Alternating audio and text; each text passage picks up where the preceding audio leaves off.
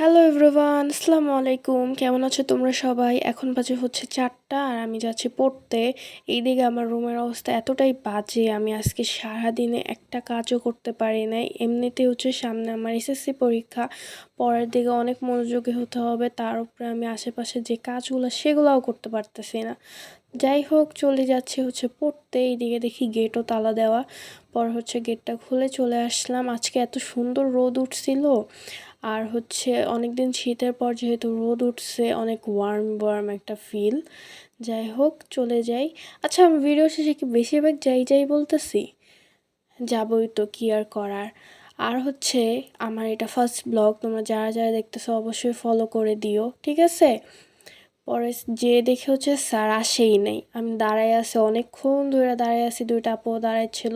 পরে স্যার আসলো, পরেই তো বের হইলাম। এখন হচ্ছে বাসায় যাওয়ার উদ্দেশ্যে রওনা হইছি।